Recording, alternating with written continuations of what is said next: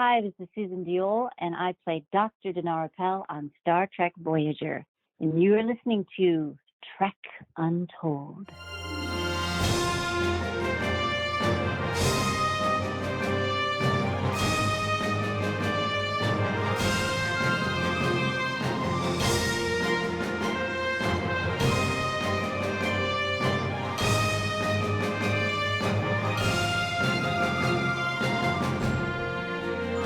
Hello and welcome to Trek Untold, the Star Trek podcast that goes beyond the stars. I'm your host, Matthew Kaplowitz. Today's guest is a character actress whose performances have always been quite memorable. She's been part of the Star Trek franchise twice, and equally left a pretty big impact on one of the characters in the show she was on.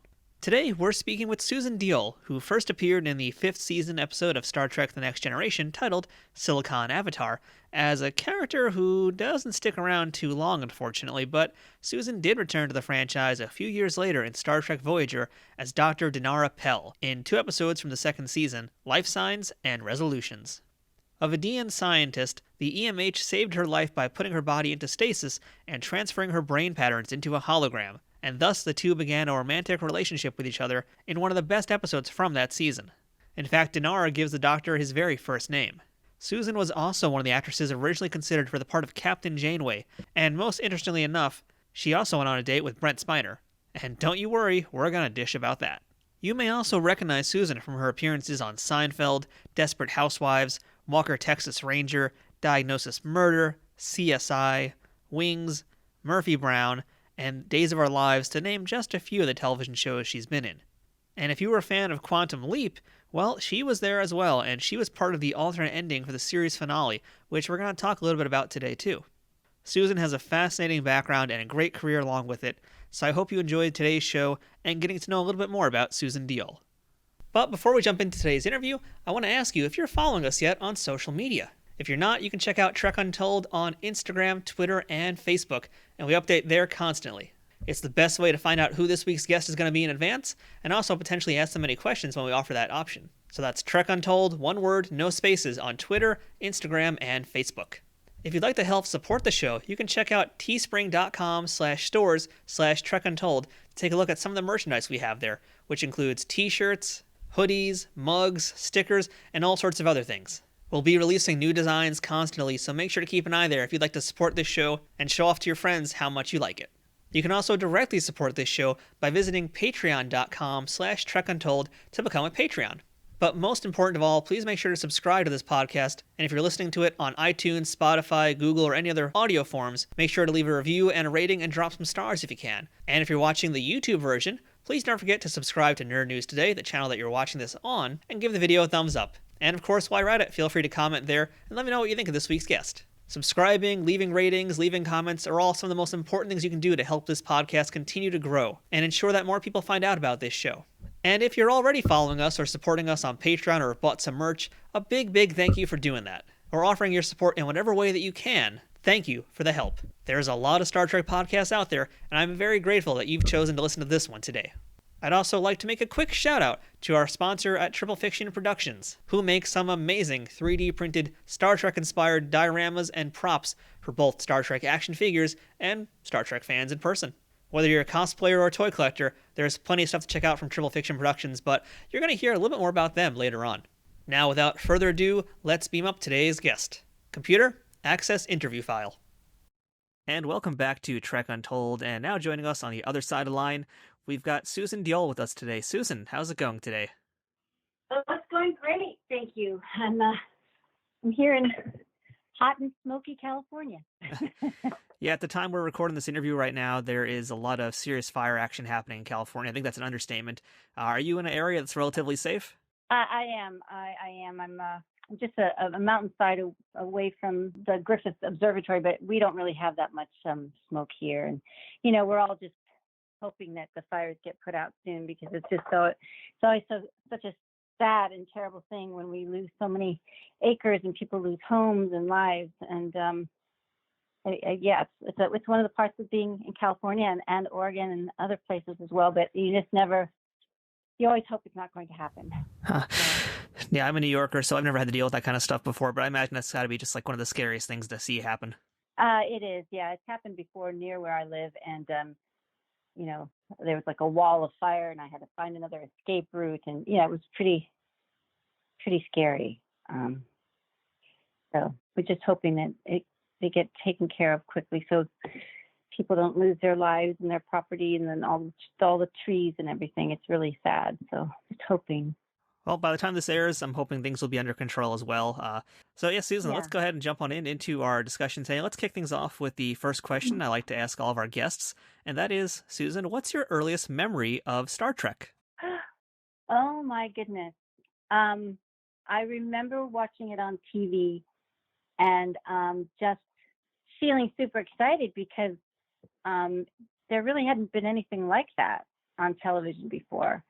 And I also loved, my dad was born and raised in India, so I loved seeing all the different kinds of people, in a show where they weren't all just one ethnicity. And in fact, some of them were very otherworldly, and it was just fascinating to me. And I loved seeing, women on the show. I used to be the kind of kid who I'd be watching a movie and I'd say, okay, well, when is there going to be a girl in the show? And I get really frustrated. So, and it was really eye-opening. And it just, to me, it looks like how the world is. The world is made up of lots of different people. So I really loved it. And, Spock was so cool. And, he just had such a wonderful way about him. And, just the science, and then all of the cool ships and the costumes. It was just really, to me, it was just like, wow, this is the coolest thing ever. And so, yeah, I loved it. Now, can you tell us a bit about your background, where you grew up, who your parents were, and what you wanted to be when you grew up? Well, I was born in Upper Michigan, in Marquette. And then we ended up moving to Palatine, Illinois, outside of Chicago. Actually, before that, we moved to Wisconsin. And then we eventually moved to Ohio. So I grew up from the age of 10 in Worthington, Ohio, outside of Columbus, which was a really lovely place to grow up.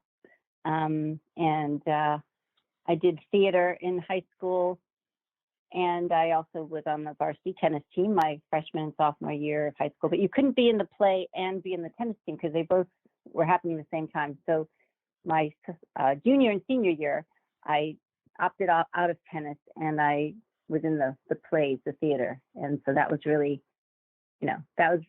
something I'd always enjoyed doing from the time I was a kid. I would write little plays and perform them with my sister and then eventually my little sister, and we would put them on. And so I'd always been a storyteller, writing and singing and doing impersonations. Like I'd make up little stories. So to get to be in the theater was great. And then I ended up going to Audubon College, where I majored in theater, and I got to perform in quite a few plays there. And then eventually went on an internship to New York City, where I got to work with Pat McCorkle Casting and learn the business of the business.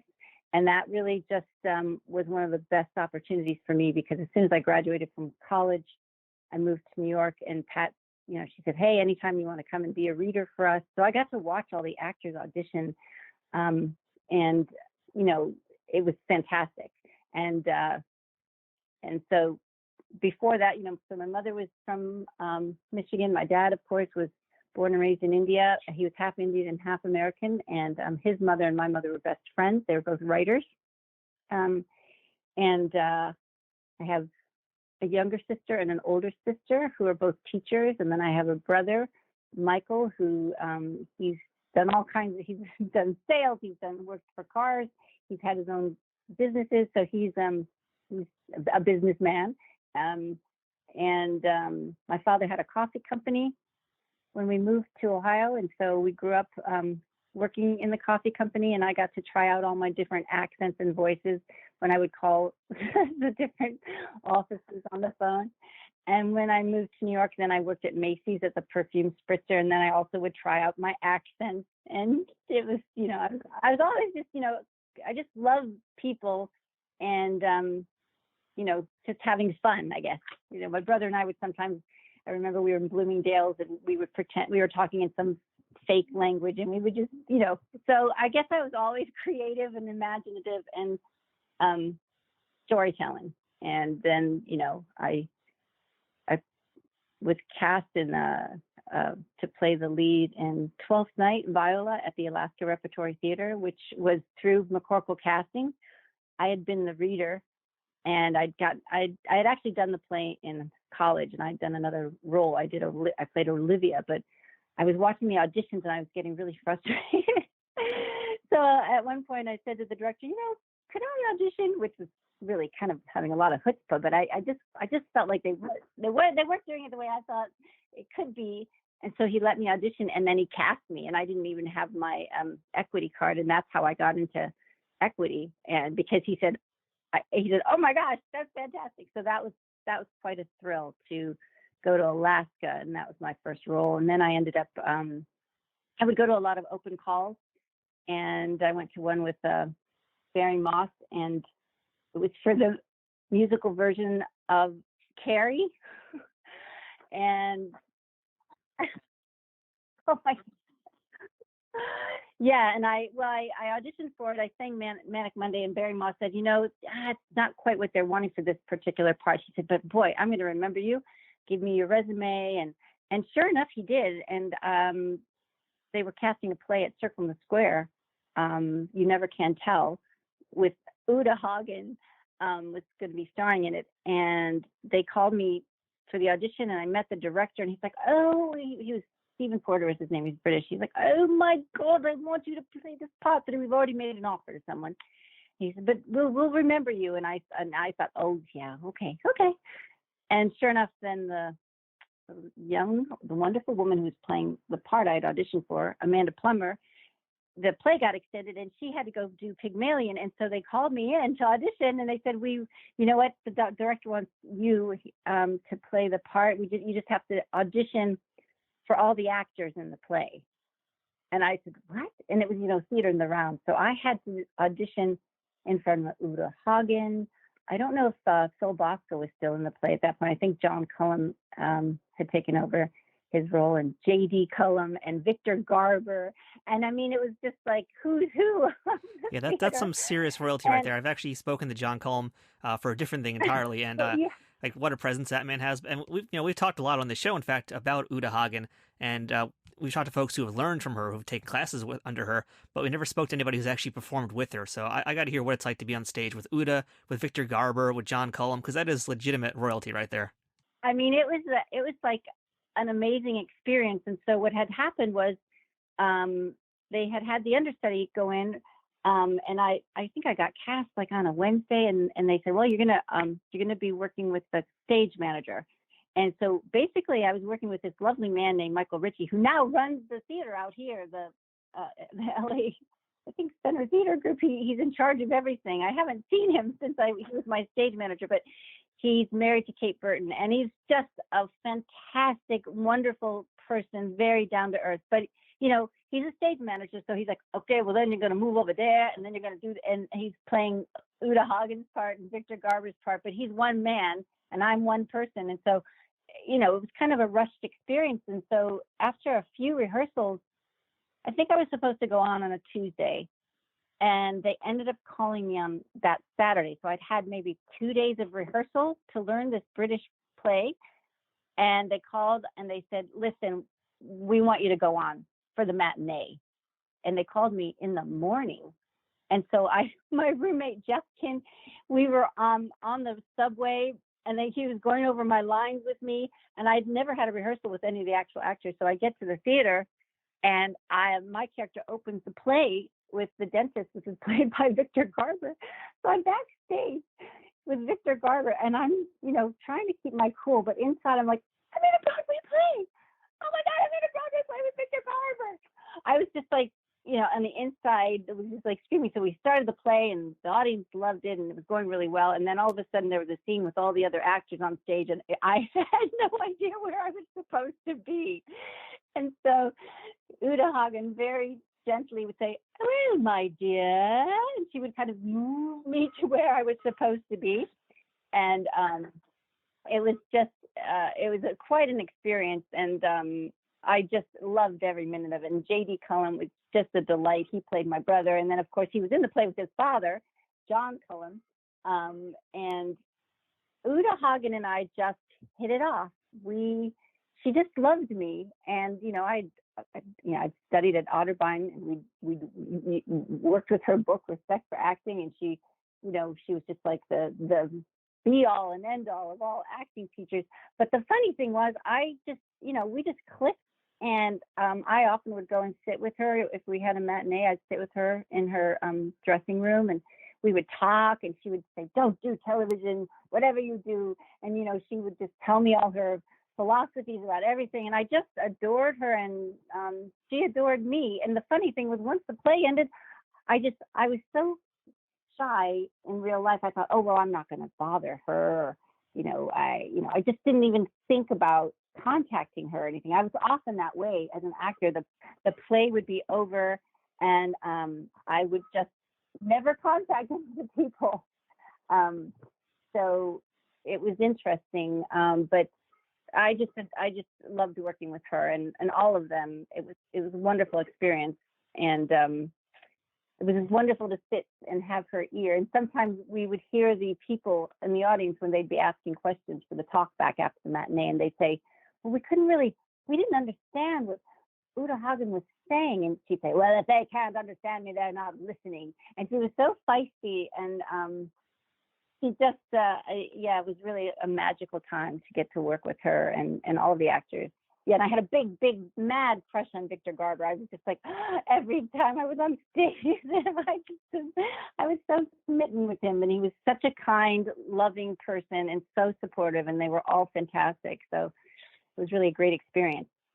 Being around such legends in the industry, did you get any advice or any acting tips from them about anything? You mentioned Uta was like telling you to stay out of TV, which that's very much an Uta Hagen thing to say, but did they give you any advice or information for helping your career? No, I mean, the thing was that she just treated me like an equal. It was like she never gave me any notes on anything. She just kept saying, kid, you're doing great. She just really, we just really enjoyed working with each other. And so it was a delight. Well, sorry, Uta, because we got to jump in now to some television talk. So, Susan, do you remember what your first television role was?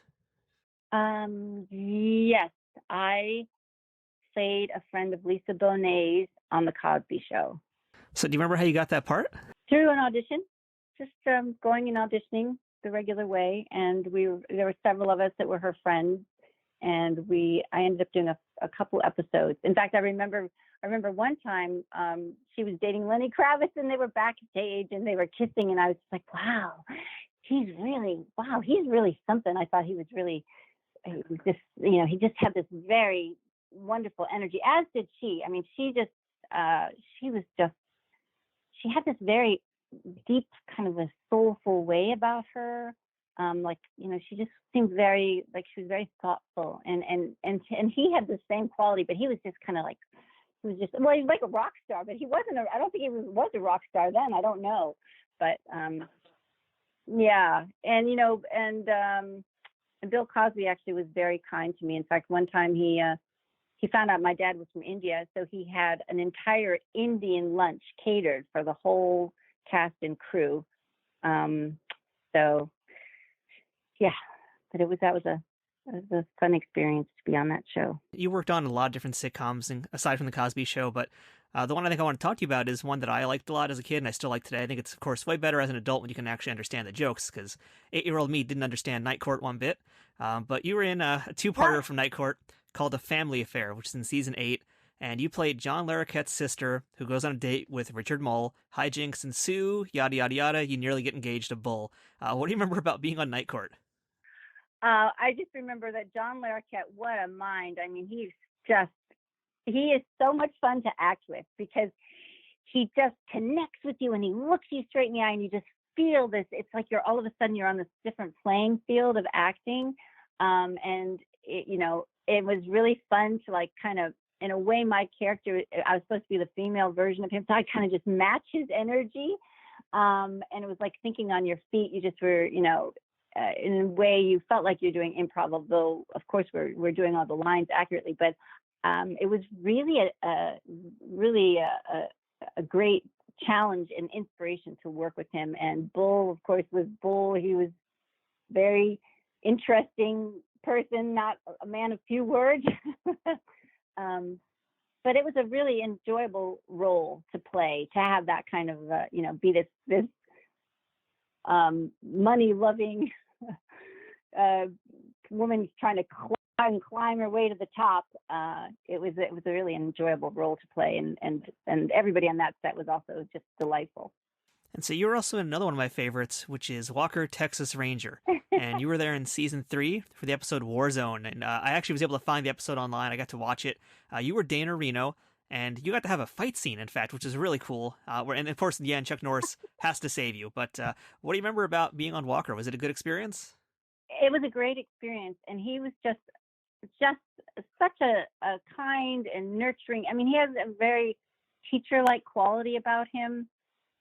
He's just really a great lead of a show, which I found actually with most of the shows I worked on, the lead characters were almost always very kind and supportive, and they'd run lines, and he was just like that, and and it seemed, and the crew just loved him, and he was just very respectful to everyone. And I, of course, was not really a great kickboxer or anything, so I felt like I must look like a Raggedy Ann doll or something, just flailing my arms about. But it was a great show. It was a great experience. I remember, because I was married to Sean Cassidy at the time, and I remember getting the job, and he's like, "Wait, you're going to Texas?" And I was like, "Yeah, I'm going to do Texas Walker Ranger." He's like, "What? Are you doing kickboxing?" I'm like, "Yep." And he's like, "Oh my goodness." He's like, "You're going to go all the way over there." And I said, "Yeah." And so I just kind of went, and it was really a great experience. Do you remember much about that fight scene that you were in? Because you basically have two scenes where there's one where you're in the gym where you're hitting the mitts, and there's another in a bar where eventually Walker makes the save. Do you remember doing much of the choreography for that? I do, and I just remember just feeling very worried the whole time. Well, also because it's Chuck Norris. He fought with Bruce Lee, and I felt like I really was out of my element. To truth be told, I've been afraid to ever watch that episode. Oh, I'll have to send you the link. It's time to get over that fear, Susan. Yeah, I know. I think I should watch it. But I just remember feeling nervous and feeling like I was going to make a mistake. But I don't think I actually did. And I think that he was so supportive that he just made me feel really, like I could do it and I'd be okay. Now, before we jump into some Star Trek discussion, there actually is a Star Trek connection you have a little bit early in your career, and that was when you did 2 episodes of Quantum Leap, which of course starred Scott Bakula, aka Captain Archer from Enterprise. And in Quantum Leap, You played Al's wife, who was played by Dean Stockwell. And one of those episodes, interestingly enough, was the series finale. Did you like your time working with Dean and being on Quantum Leap? I mean, that was a magical experience. You think about Dean's history in terms of what he had done with, starting with all the different films. I mean, it was just like being with Hollywood royalty. Scott Bakula was just an absolute doll. Very supportive. Once again, the star of the show, and just running a great ship in terms of how people are treated and how everyone was, respected. And then Dean, I mean, he's such an incredible actor that, I felt like I was in a movie when I was acting with him. And, the scene that we did, he was a ghost and we were dancing. And I just remember I felt all this love, and it was like a science fiction. I felt like it was like a science fiction surreal experience, because we're dancing, and then I opened my eyes and he disappeared, and and I felt genuinely sad at the loss of the end of the show and the end of and not being able to work more with him. I kept thinking, well, maybe they'll have me come back and do something else. But he was terrific, and so was Scott. They were great, and the creators of the show and the directors and and everybody. They just across the board were great. I think I can't remember who the costume director was, but the hair and the makeup, I had to wear wigs, and it was really lovely.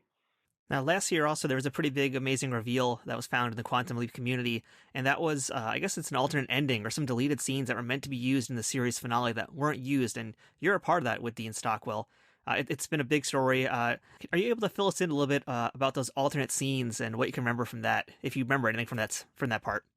Well, I do remember being there, and I do remember, rehearsing something, and then they were taking photos, and so I guess they were trying to figure out whether or not they would make that ending. And so I remember, I feel like we rehearsed the scene, but I feel like we didn't shoot the scene. Perhaps somebody made an executive decision during the day of rehearsal, but it was so great to be back with all those people and to be with Dean, and, and I can't remember if we actually shot it or not, because somebody had asked me that, because they had found the photo of that day. Yeah. Well, they actually did find some footage, believe it or not. They actually found it. I could send it to you later if you want to see it. They found the footage? Someone actually had found it, and they put it online. Oh, I would love to see it. It's basically just one take, but it's pretty much what you're describing there. So, maybe it'll help jog your memory too. But yeah, they actually did shoot some of that stuff. And I think you might have been in some old age makeup as well for that scene. Am I recalling that, or am I? Yes, that's true. I was, and we had daughters that we were all posing together. So they were showing that at some point, I guess it had worked out. We were together. It might have been a time. It might have been the reason why it wasn't put in was also because they had so much they were packing into that episode. And then I feel like they could just show what happened with one picture, as opposed to having to have a scene. I can't remember though. But I would love to see it. Now, I wanted to ask you about one other role that you had before Star Trek, and whenever I see you on TV, I'm always really elated because I love watching you perform. But this is the role I think I remember you best for outside of Star Trek, and that's on Seinfeld. You were in the season 3 episode, The Nose Job, and folks can watch that on Hulu if they haven't seen it before. It's a very memorable episode where you spend most of the time in a prosthetic nose. You get to interact with all of the main cast. What do you remember about Seinfeld? I just remember that it was such a great collaborative experience. They were so welcoming. They just treated me like I was one of them. From the very beginning, Kramer would say, "Hey, Susan, what do you think about this bit?" And he'd do some wacky thing. And it was they just treated me like I had been on the cast and in the cast for quite a long time. The funny thing is I had auditioned for the part of Elaine. And of course I didn't get it. And then once wow, she's such a talent. Julia Louis-Dreyfus. What a talent. She was so fantastic on that show. But Larry David was there as the producer, and he was how he is. He was just fantastic. And Jerry was terrific. Jason was terrific. They just treated me like I was one of them. So we would try bits out on each other. We would, everybody was just working together. And the funny thing was the day when we started shooting, I had to put the prosthetic nose on early in the day. And the funny thing was there were some people that didn't recognize me, not anybody in the cast, but they also treated me a little differently because all of a sudden I'm looking like Jimmy Durante. I don't know if you know who Jimmy Durante is, but he's this fantastic singer. And so I that was very interesting to go, I had a very deep conversation with this person 3 days ago, and now they won't even really talk to me. So it was funny. It was an interesting thing to be in and of course in Star Trek I ended up having to have prosthetics. I also did a show called Alienation where I had to have a huge prosthetic bald head. But it is always funny as an actor because you kind of forget that you have the prosthetic on, but all of a sudden someone's treating you a little differently, or they kind of find it difficult to look at you for some reason, and it's just like, what happened? I don't understand. But yeah, that was a real joy to work on that show with those talented people. Yeah, I gotta say, when I was watching the episode, I noticed just how naturally you fit in with all of them, especially the first act where you're just all hanging out in Jerry's apartment. It really felt like you were just one of them. So that's really amazing that you all just melded together so well. Well, and that's the thing. They just treated me like I was one of them, and I imagine that's probably how they were with most people. And one of my dear friends, actually, the director who cast me in that play in Alaska, who was, when I had asked if I could, Roy Brocksmith, he was in that episode as well, and that was such a treat to be with my, my mentor, who's also an actor, but who'd cast me in my very first equity play. Because I had the chutzpah to ask if I could audition, and he said yes. And so that was really everything kind of coming full circle in that episode. Trek Untold will return momentarily. Trek Untold is brought to you by Triple Fiction Productions. If you're a Star Trek cosplayer looking for props, or toy collector looking to spice up your shelves, Triple Fiction Productions has you covered. Triple Fiction Productions produces affordable and unique 3D printed Trek-inspired products from the original series, Next Generation, Deep Space Nine, Voyager, Enterprise, and the movies. You can expect the same amount of care and attention to detail in any of the items in their catalog, whether it's a prop replica for use in a fan film, or part of a cosplay, or accessories and playsets for figures from Playmates, Migos, or Diamond Select. Own your very own tricorder or phaser rifle with working lights, the bridge of the Enterprise E for your Playmates figures, or any other item from countless species and ships from the Star Trek universe. All products are 3D printed in the USA and are constantly evolving and improving based on fan feedback. To learn more about their products, visit them at triple-fictionproductions.net or on Facebook at facebook.com/triplefictionproductions. Triple Fiction Productions, taking Star Trek where no 3D printer has gone before. Hi, my name is Walker Brandt, and I was privileged to play the role of Cadet Hajar in the episode The First Duty, Star Trek The Next Generation. I was also a guest on Trek Untold a few months ago, and during my interview with Matt, I introduced my new book, Awaken, Discovering Yourself Through the Light of Your Innocence. The dedication in Awaken reads to the human spirit, the final frontier within. I'm a Trekkie, I'm a fan, and I have always believed that the final frontier is our unlimited imagination. And the reason I wrote my book is to support the reader, to always remember that when you combine your unlimited imagination with your innocence, that playfulness as a child where you had no fear about the unknown. In fact, every single day you woke up into the unknown and you wanted to explore. That's been my journey, and that's how I believe that we change our reality for the better together, because we're all creators and we're all explorers. So I ask you, what excites you? How will you expand and go where you've never been before? What steps will you take to embrace the unknown? So Awaken, Discovering Yourself Through the Light of Your Innocence, is there to support the reader, to share my journey, to let you know you're not alone, to let you know that if you've been through challenges and difficulties and times in your life where you felt like you just couldn't go on, I've been there with you. And this book is there for you to encourage you to keep getting back up and moving forward into the adventure. So I hope you have a chance to read it. It's titled Awaken, Discovering Yourself Through the Light of Your Innocence, and it's available on Amazon. And it's a #1 international bestseller. So I hope you get a chance to get on that journey with me. And if you'd like to reach out to me, you can find me at walkerbrandt.com or on my social media, Facebook, Instagram. Thanks so much, and I hope we get a chance to connect. We now return to Trek Untold. All right, so Susan, let's beam into our Trek talk today. And you played Carmen Davila in the 5th season TNG episode Silicon Avatar. So can you tell us, if you remember, how did you get cast to be in Star Trek The Next Generation? I believe I just went to the audition, and then when they found out, I think they put in the chicken curry line when they found out that I was part Indian, half or quarter Indian, whatever, how many percentage Indian I am, maybe 20% or something.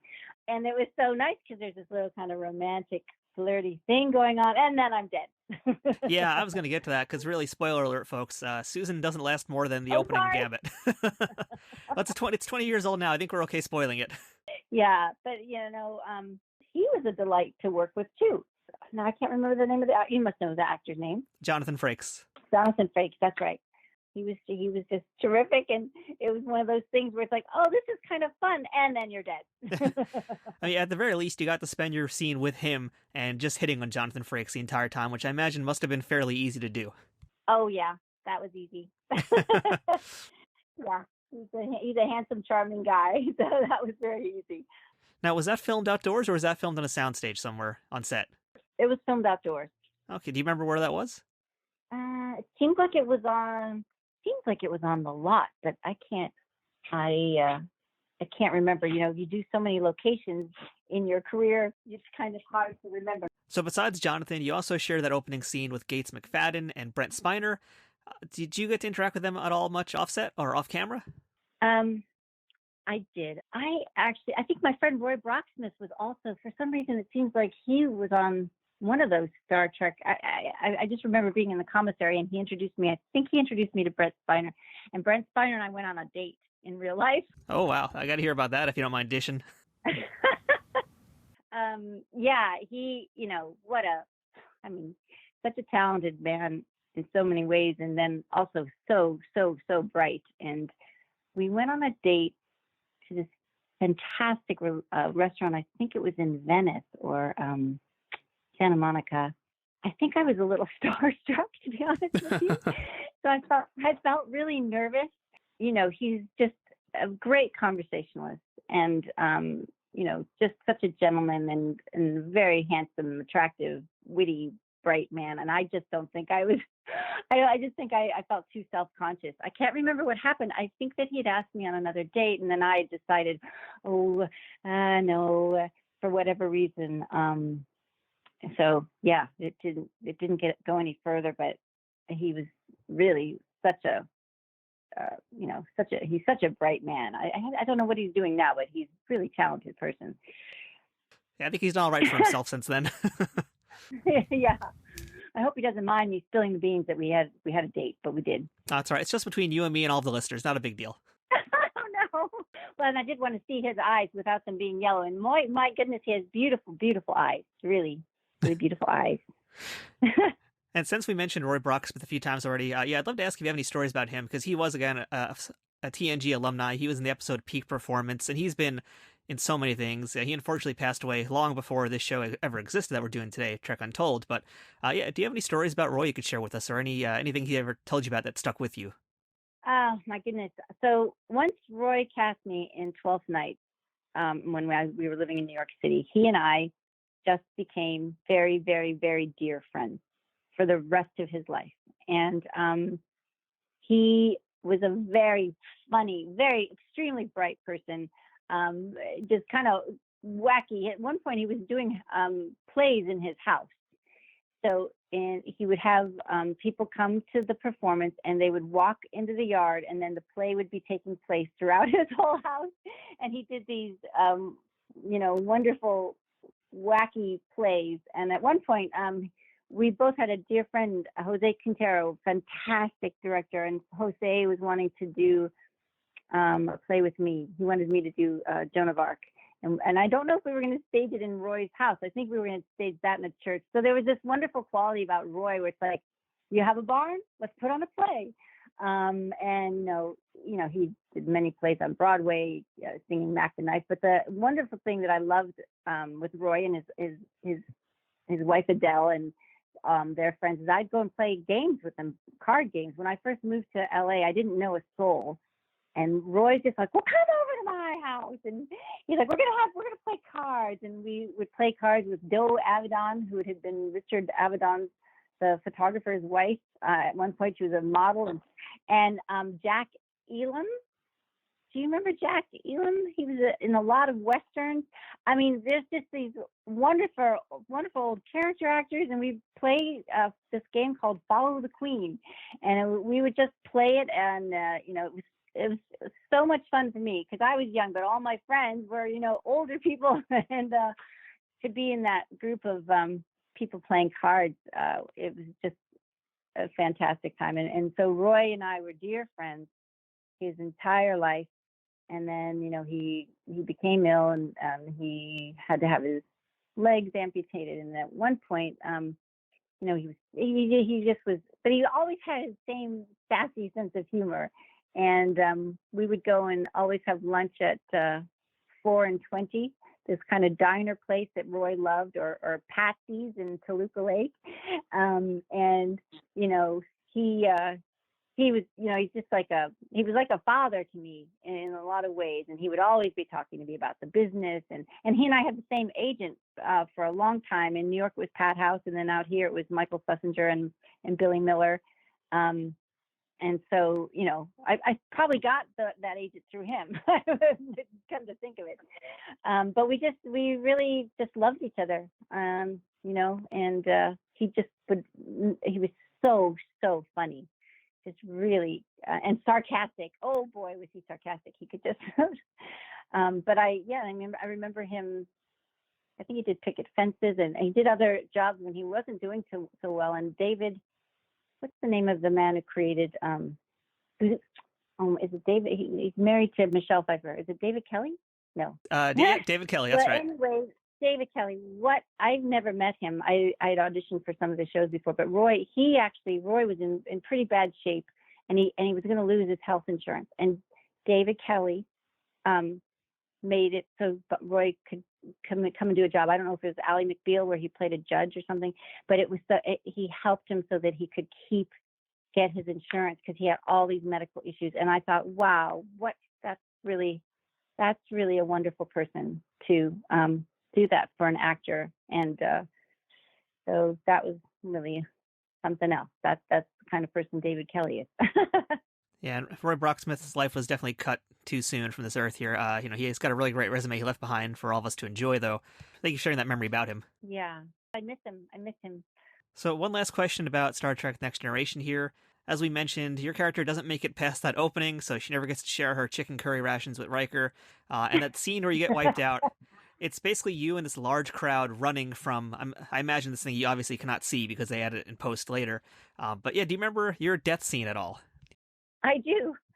Yeah, I mean, it seems like something, it was like an explosion. I mean, of course there was no explosion there. They put it all in later on, but yeah, I do remember it. It was a bittersweet kind of a moment, where there was this potential of this perhaps great love, and then life is cut short. And then, this is something happening all the time, all over the world, especially now. And so, yeah, you wanting to make every moment last, even as an actor when you're on your death scene. Yeah, so it was bittersweet. So Carmen didn't make it past the first act, but luckily your next appearance on Star Trek, you would survive for 2 episodes. So hey, how about that? You returned for season 2 of Star Trek Voyager, and you played Danara Pel.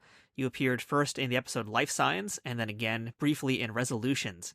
So did they call you back specifically for this role, or was this another open casting call? That's a good question. No, I don't think it was an open casting call. I think it was one of those things where they had already worked with me, and of course it's a different show, so that's the beauty of television. You can come back again because it's not the same. Although I did do 2 episodes of CSI. I did 2 episodes of CSI playing 2 different characters, but there's enough of a time period in between where it was okay. But I believe they called me in for that part. I can't remember auditioning, but that happens too sometimes. They know you, and then you sometimes don't have to audition. But I loved that character, and I loved working with Bob Picardo. I mean, what a terrific person and great acting buddy to work with. It was that was a really great experience playing that character. Yeah, as Danara, you had to wear a lot of makeup for this episode. So in addition to the alien makeup that you already are, you're also a character who has the phage. So you've got the alien makeup plus that other gross stuff that's on you too. What do you remember about sitting in the makeup chair? How long did it take to actually get you to turn into the Vidiian? Seems like it was about 4 hours. And then they had another actress when we were doing the holograph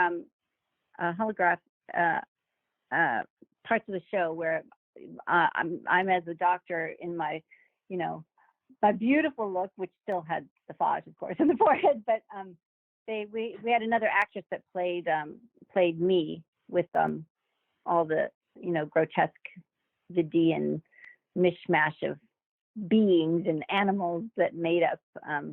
So there was another actress playing at a time. The thing about Star Trek that I've always loved is just the humanity in all the series, and creatures and people of different different types, and like that character that had to survive by basically taking parts of other creatures, and like a scavenger in a way to stay alive. But then to see that, at her best, she had this very highly evolved soul, and high-minded, and the truth and the beauty of her humanity, and wanting to help people, but then being reduced to have to take body parts and slap them on you to survive. I love that duality in that show. How all of the different Star Trek, there are these episodes that would just really make you think about how you treat people, think about yourself. I mean, they're very reflective, and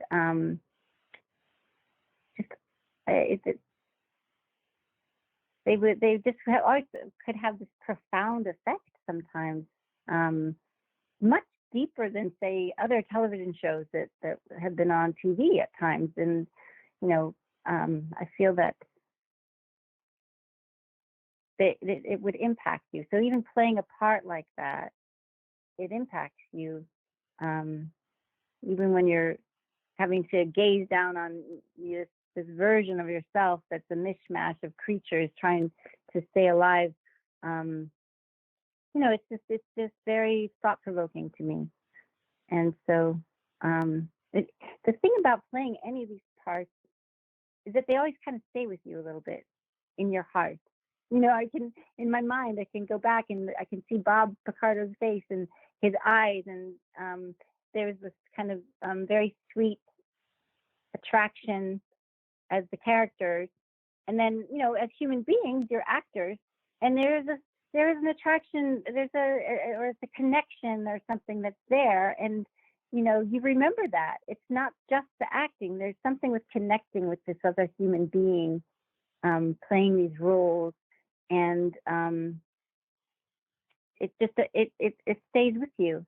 I think back to Uta Hagen, and it's just like, I just remember her like with her arm around me and putting our heads together, and it just stays with you, even if you're only in a show for a very brief time. Actors are so emotional, and it's a really enjoyable job. This kind of goes back to what I mentioned before about your appearance in Seinfeld, and how when I've seen you on different things, you always tend to just feel like you naturally fit into them. You just have this instant rapport with folks, which I find very, very amazing that you could pull it off. And you just, it just feels very realistic, very natural. Did you find you had that kind of instant rapport with Robert Picardo as well? Oh, yes. Yeah, absolutely. He's a very, very bright man and a gentle soul, and he was just very giving as an actor. And so absolutely, I felt that way. And I remember at one point he asked me if I could find some photos, and he came over to my house when I was living in Studio City, and it was just like, it's so funny. It's like seeing this old friend, and I feel this, like this really, from my heart, I just feel connected to him.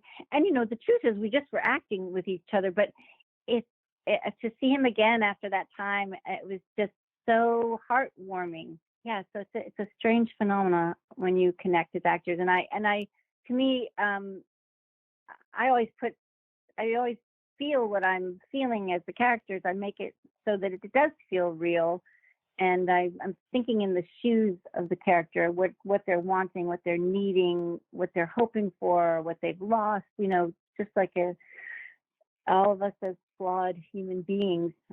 So yeah, thank you for saying that about that. I kind of morph into whatever the world is, and try to make me part of that world with just using myself.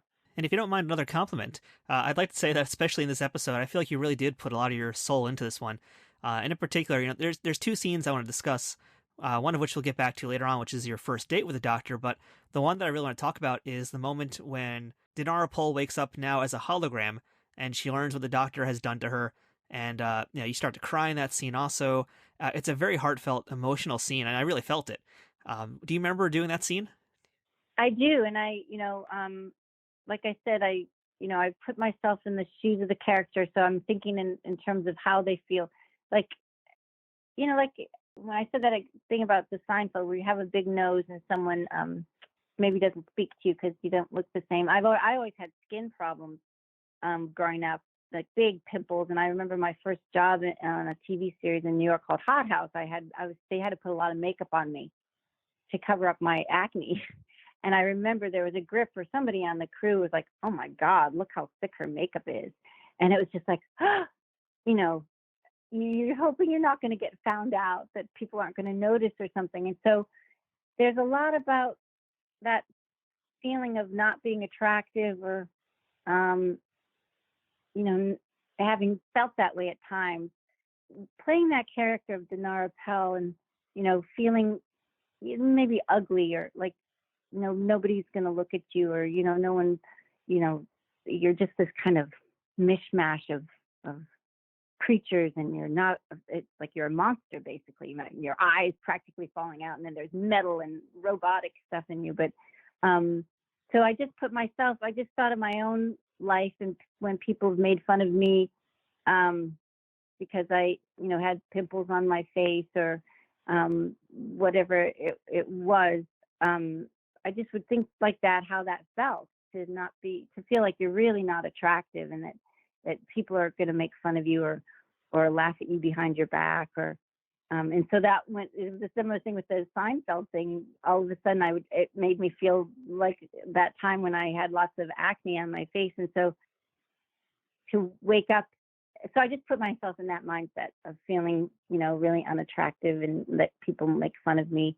And then to see like, flawless skin and it was very easy to step into going from feeling like a monster and then feeling, oh wow, this is to just feeling whole again, like feeling accepted and feeling attractive, and it was just like, so it was very easy to go from one to the other. And then so that was an honest response. All I had to do was think about being made fun of for my looks, and then I actually looked okay. Yeah, we've spoken to a lot of character actors in this show who have put on the heavy makeup and put on the heavy prosthetics, and they say that the minute it kind of all comes together is that first time they see themselves in the mirror. Yeah. And in the case of you playing this Vidiian, you're seeing yourself two ways, as we just talked about. You're seeing yourself as the flawless alien, and then the version with the grotesque sickness, with more of the, gory viscera on it. So for yourself, maybe you can walk us through to explain what it's like for a performer to go through the mental transformation of, once you're seeing the physical version of your character, what you do as a performer to bring it together.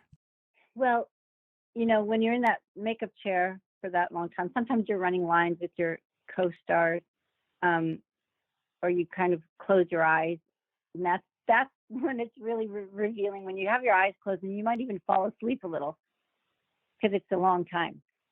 And then they, like, okay, you're done. And you wake up, like, let's say when I was the monster looking, and then you look in the mirror. Wow. It's just like, you really feel like that's you. Because you're there, those are your eyes looking back at you, yet there's all this distortion, and you kind of feel like what it feels like to be a person who's deformed or grotesque, and just, it's like you're looking at yourself, so it feels real. It feels completely real to me. And so then it's very easy. Then you carry yourself in a different way, because if you happen to glance in a mirror, you just think you're walking on set, but then you see yourself in the mirror, you see your reflection back. It's like, it's kind of like a shock. But then you just take all that, you take that feeling of feeling like a monster, and then you just internalize it, and it just becomes part of you, and it becomes part of the character, so that whether the character is beautiful or hideous, the hideous part is always still there. Now, since Danara is a hologram for most of this episode, her real body is sitting there in sickbay, and I'm kind of curious here, was this some post-production magic, or did they actually make a silicone version of yourself just to have on that slab for that episode, so that you could actually stare at yourself? No, that's where they had another actress. Okay, it was a stand-in, okay. It was a stand-in, and so they made her makeup exactly like how mine was, and she was actually there, so there was never anything fake. It was a real person. Is it weird staring at yourself looking dead? Yes, it is. It is, and I have died in different shows and things, and that's always it's strange. But it does, it's all, it's like so philosophical. It makes you think about these things. It makes you think about your life and what are you doing, and that's one of the beautiful things about storytelling. It can really affect you and affect change within your own self based on just playing one character sometimes. Now, both this episode and your Next Generation appearance was directed by Cliff Bull. He was a veteran of Star Trek. Did you like his style of directing and working with him? I did. I thought he did a terrific job. I mean, it just seemed very natural, and he didn't have a heavy hand in directing, and it was to me, it was very relaxed. So I think the most memorable scene in this entire episode, and there's plenty of them in there, but the one with you and Robert Picardo inside a 1957 Chevy on Mars, where the Doctor tries to show how he feels to Danara, and you guys share your first kiss. It's a very sweet scene. What do you remember about filming that? It felt really emotional. It felt like, I think both of us are kind of shy people at times. And I think that we had a feeling of connection with each other. It felt, you just have to think about being on a first date, but also when you're working with actors, it's kind of like being on a first date, and so it had that kind of feeling. And of course, anytime you have to kiss someone or be close to another person, if you're sensitive, which I'm sensitive, he's sensitive, it's like being on a real first date. And so all those kinds of feelings come up. If you're an actor, I mean, I'm the kind of actor that I do feel a lot when I'm acting. I'm not just, saying the words. I use myself. So I'm like using myself, my own life, my own feelings. And so it really did feel like a first date. And it was kind of romantic. And I think anytime I have to do a romantic scene with someone, which of course now that I'm older, that doesn't really happen too often, but it's so easy to find something appealing and attractive about the other person. But Bob, he's an attractive man, and he's very sweet, and he's also very smart and funny. And so it was really a pleasure to work with him. And a little piece of your heart gets like opened up because you're working with this person. Are you the kind of actress that takes the role home with her after she's done performing? That's a good question. I mean, I think it depends on the role. But yes, sometimes, especially if you're shooting for many days, you want to try to shake it off. But sometimes, if it's a drama and it's very serious and there's like something terrible happening, it's hard to just shake it off, because especially if you're having to go back the next day. Like I've done a couple soap operas, and sometimes, you're at set and then you've got to memorize 22 pages of dialogue by the next morning.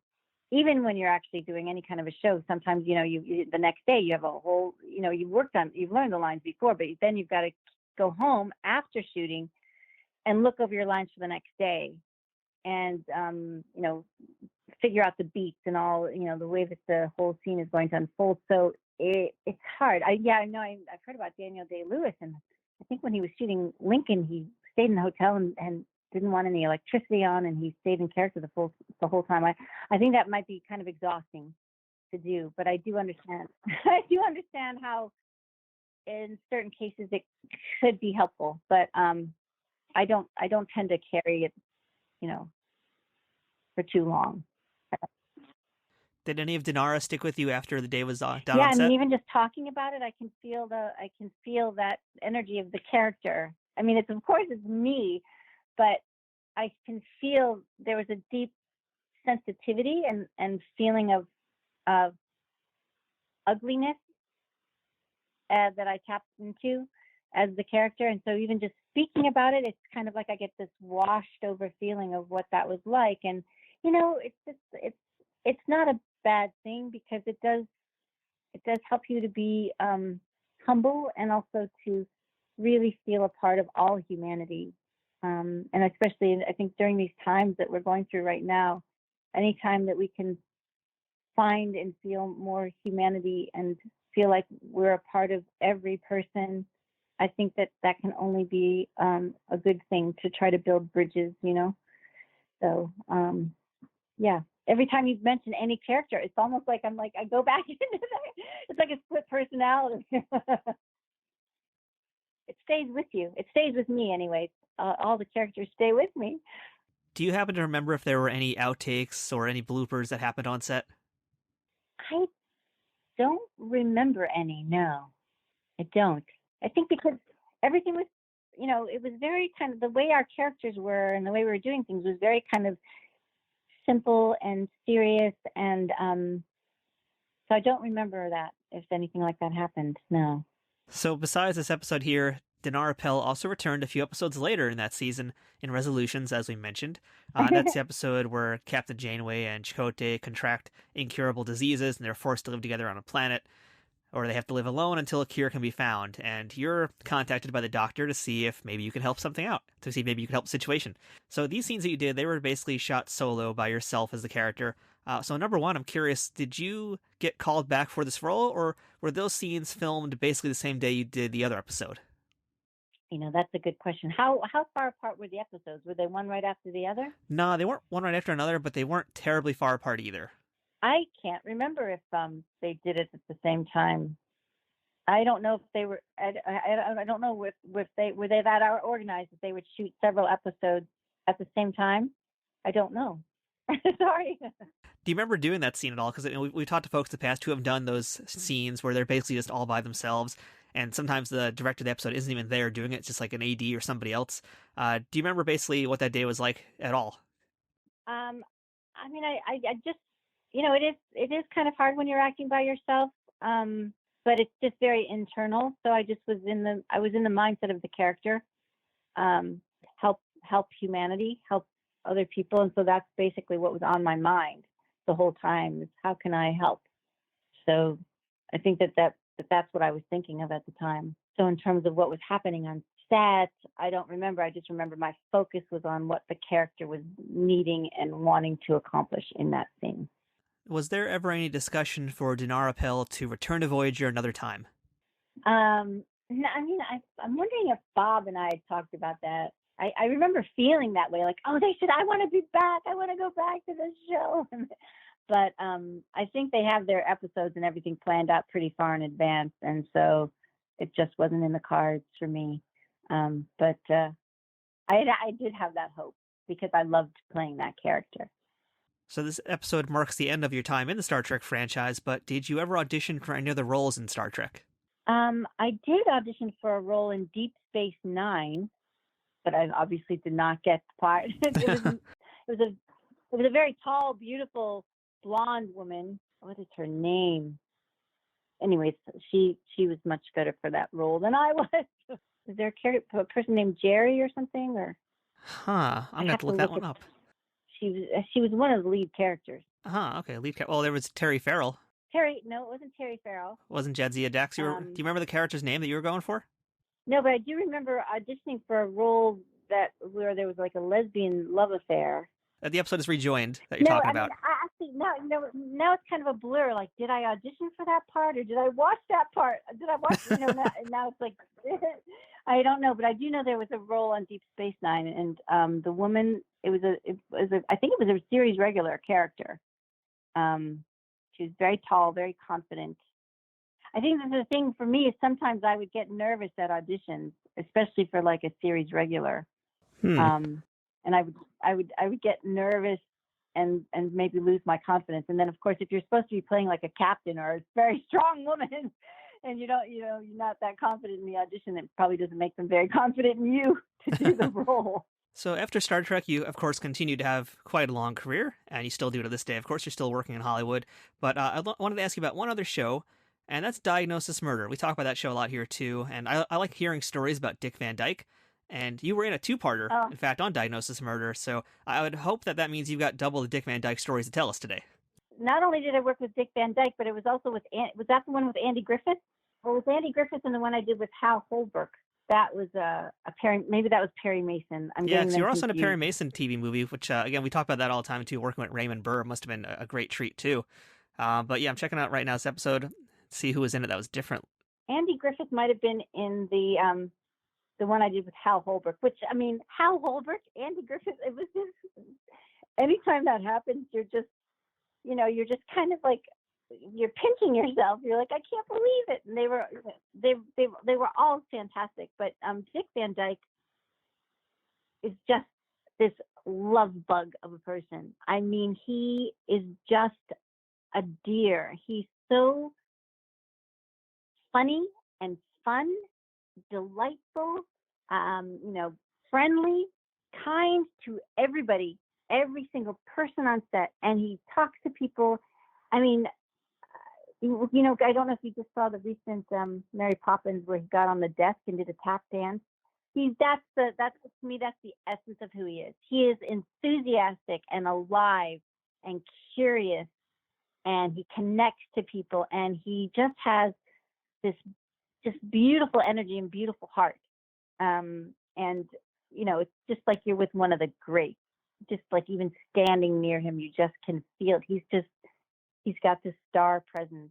And I mean, I loved the Dick Van Dyke show as a kid. I just loved that show with the pratfalls. And you think about, Carl Reiner and all the people on that show, Mary Tyler Moore. But he seems like he's a really happy person. I mean, he genuinely is like, you know what? I'm so happy to be alive. I'm happy to be working. He's just, he's just got this effervescence about him that's just contagious. You just, it kind of flows onto everybody, and you just feel happy and to be around him. Just terrific person. All right, so Susan, what was the best time you ever had in a set, and what was the worst experience you ever had in a set? Oh my goodness. I did an episode of CSI, and Bill Peterson and oh my goodness, what is that lovely woman that was his co-star? Well, anyway, my character was ended up being a killer, but she was a distraught wife whose husband was leading a double life. And so we're shooting and shooting and shooting. We get to the final day of shooting, and we're shooting my close-up where I break down, and they go, well, it's a wrap for Bill Peterson. And oh my goodness, why can't I remember her name? I feel terrible. Lovely redheaded woman. See, I'm not too familiar with the show. There's Marg Helgenberger. Is that Marge Helgenberger? Yeah, Does that sound right? It was Marg Helgenberger. So they're the stars of the show, right? And they're wrapped, and they say, okay, Susan, now we're going to do your close-up. And Bill Peterson turns around. And he goes, what? He's like, we can't have her do her close-up without us being here. And they said, well, Bill, you got to be back on set in the morning and blah, blah, blah. And there's got to be the turnaround time. He's like, just here, I'll sign that I'm out now. And he sat there with Marg, the two of them. They both said, oh, no, we're not leaving. And they sat there and they did their part off camera for me so that I could have the best reactions and everything. And, they were just above and beyond. They went above and beyond. And I think I think the performance turned out really well because they were there, and because they were there looking at their eyes as opposed to me just like looking off into nothing. And so that was a really incredible experience to me to have them do that. I'll say the worst experience, but I'm not going to say who it was or what it was on, because I don't want to name names. But I did a show, and it was only a 1-day part, and I was in the dressing room with the woman I was going to be acting with, and I said, oh, do you want to run lines? And she said no. And I said, oh, okay, that's fine. which is kind of unusual, but I thought, okay. So then I got to set, and as I got to set, the director came over to me and said, Susan, I want you to know that, your co-star in this scene, who's one of the stars of the show, she's rewritten your dialogue. And so here it is. And we're going to start with your close-up first. And I was like, oh no. Okay. Well, that's okay. So then I quickly memorized this scene, and I didn't understand why she had rewritten it because it wasn't that much different, but it was enough different that it was difficult to memorize. But I thought, that's okay. I'm a trooper. I'll just go for it. So, so in the scene, she's supposed to be really crying and upset and everything, and I'm kind of consoling her, and I tell her a story about my life to kind of say, like, hey, I'm like you, and I went through this thing. And when I'm reading with her, she won't look at me at all, and she just looks down at her page, and she's basically talking in a monotone, like giving me nothing as an actor. And she's supposed to be crying and everything. So I just pretended in my mind like she was crying.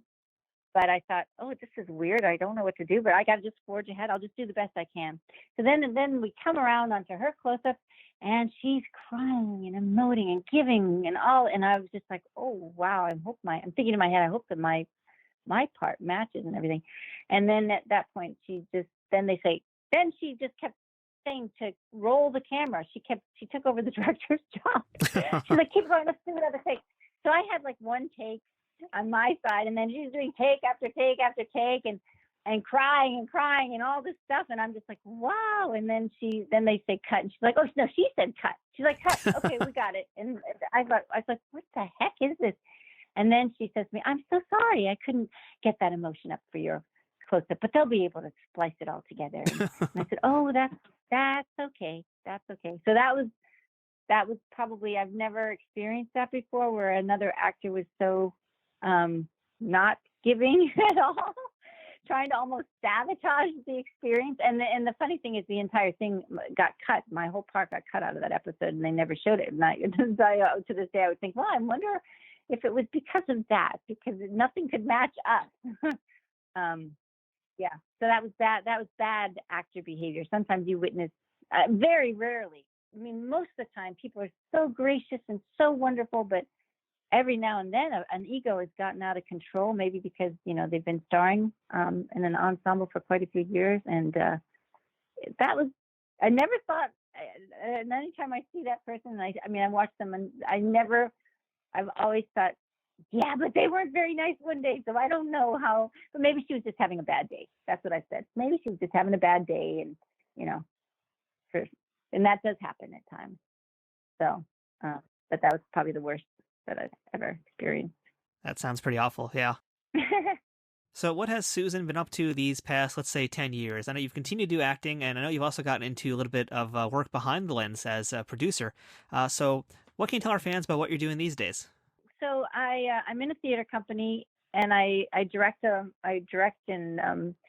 I've been acting, and then I've been writing, and I've done some independent films.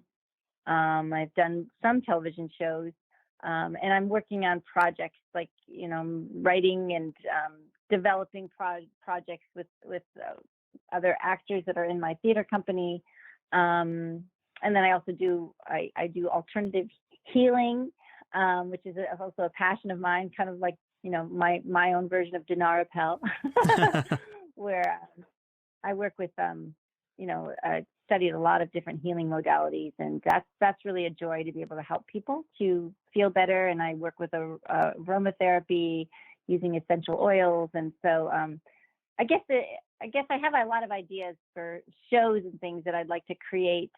I'm invested in meaningful storytelling and trying to help, I guess, heal the world and people to heal their hearts. And, I'm very wondering about ways to help with all the anger and rage that we have now in the world. Or what can we do to help dissipate that through storytelling, I guess, through healing tools. So, I'm trying to come up with different projects to give tools to people to help them deal with their emotions, because I feel like there's a lot of emotional people right now feeling angry and sad and hurt, and there's a lot of divisiveness. And so I feel like I'd like to work on projects that can bring people together somehow. And so that's what we're doing with our theater company. It's called the Road Theater Company in North Hollywood. But we only do new plays, and we're really trying to be inclusive and have stories that are from many perspectives and all different kinds of people, different ethnicities, different religions. So that's what I'm passionate about, trying to tell stories. Yeah. I think that's a great segue into my penultimate question here today. And what's the most valuable lesson that you've learned in acting or in life that you still use today and that still holds true for you today? I would say to walk in another person's shoes, like we have to do as actors. We have to step into someone else's shoes and to try to find the humanity in the person, even if they're really, like if they're a killer or they've done something terrible, to try to figure out why they have that hatred within them, what happened to them. Was it because of how they were raised in their family, or were they, abused? So I think that it's always to try to find the humanity in whatever kind of character you play. And then also in real life, it's to try to understand how did that person become this way? Why do they have so much hate or divisiveness, or, and then try to not see that way myself. But I'm really trying to, hoping that the world can start addressing, and our world can start addressing this anger that so many people have. And, how can we help them? So I guess that's always on my mind. How can we help people to feel better and to have a better life? That's definitely a good lesson there for both acting and for real life. So that's a good one. Yeah, thank you for sharing that one. Oh, you're welcome. So last thing today, Susan, what is the best thing about being a part of the Star Trek universe? I think when you're a fan of a show and then you get to be on that show, it's just like, there's something so exciting about that, and it's like you're part of this family, even though, there are many, many people I've never met that I've watched on shows, but you just feel like you're in this really cool, special family. And that just never goes away. It's just, and when people find out that you've been on Star Trek, they're like, oh, which episode? Wait a second. Were you Danara Pel? And, they have this excitement, and then it makes you feel excited and really proud that you were part of it. So yeah, I just, I have a sense of pride about it. I feel like it's always been a very forward thinking show. And I love that it has strong women and women and people of all different ethnicities and religions and monsters. And, yeah, it's just really an honor to be a part of it. So Susan, thank you so much for your time today. You've had a lot of great stories that you've been kind enough to share with us. It's unfortunate that Dr. Danara Pel never came back in Voyager, but I'm glad that you at least had such a good time and you made such a memorable character because, no hyperbole, I think that's one of my favorite Voyager episodes out there, and that's definitely thanks to you and Robert Picardo's performance together. So thank you so much for being a part of the Star Trek world and for sharing that with us today. Oh, thank you so much. It was really a joy to be speaking to you today. That was our chat with Susan Diol, who was so fun to speak with.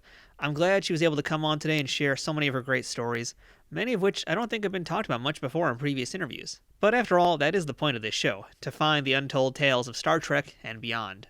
In this interview, Susan mentioned Roy Brocksmith several times, and I wanted to use this time after the show just to briefly speak about him. You may remember him from the TNG episode Peak Performance, and also the DS9 episode Indiscretion, but he was also the doctor from Total Recall who tried to tell Arnold Schwarzenegger that none of this was real. He worked with Brent Spiner in the obscure comedy film Rent Control, and his resume stretches on to include roles in Babylon 5, Scrooged, Arachnophobia, The War of the Roses, Picket Fences, The Golden Girls, Seinfeld, Ally McBeal, and dozens upon dozens of other roles on television and film. If you saw his face, you'd instantly recognize him, so I recommend you Google him right now to see exactly what I'm talking about. Sadly, Roy did pass away some time ago, and he certainly would have been an amazing guest to have on this podcast. But really, guys like Roy are another reason I do this show. As I just said, the main point is to find the untold tales of Trek and beyond, but really, it's also to preserve the history of these contributors to entertainment, with the hope that one day their work and memories will continue to live on, even after they've moved on from this world. This podcast is meant to be a time capsule for future fans of Star Trek to listen to learn a little bit more about these character actors, these writers, these editors, these stunt people, and all of these people who have contributed to the franchises in different ways, to understand what they did, how they contributed, and why their body of work is just as important as the people whose names are in the opening credits of the shows. So to Roy Brocksmith, thank you for your contributions to not just Star Trek, but to television and film as a whole. And thank you to Susan for also being the one keeping his memory alive. Thank you for listening to this week's episode of Trek Untold. If you aren't already, please make sure you're following us on Twitter, Facebook, and Instagram at Trek Untold. And if you'd like to watch the video version of this podcast when available, make sure to check out youtube.com/nerdnews today. And don't forget, you can also check out teespring.com/stores/Trek Untold to check out all the Trek Untold merchandise we have, or consider supporting us on patreon.com/Trek Untold. Any contribution you can make helps keep this ship running at optimum power. But even just listening to the show and telling your friends about it does a pretty big thing for us too. So please leave a rating and review if you're listening to this in the audio form, or give the video on YouTube a thumbs up and sub to the channel. There's no wrong way to help Trek Untold out, so whether you're just dropping a review, giving us ratings, or if you're able to offer us any support monetarily, we thank you so much for doing that, and we also thank you for again choosing to listen to Trek Untold. Once again, thank you to our sponsor, Triple Fiction Productions. And shout out to Scott Ray for helping provide this week's guest. If you'd like to book this person to appear at an upcoming convention or autograph signing event, email scottray67@aol.com. If you'd like to send us some feedback, suggest a guest, or ask to be booked as a guest on this show, or provide a sponsorship opportunity at Trek Untold, please email me at trekuntold@gmail.com. I'd love to hear from you and hear your thoughts on what you thought about this week's episode and our guest. I'm Matthew Kaplowitz, this has been Trek Untold, and until next time, fortune favors the bold.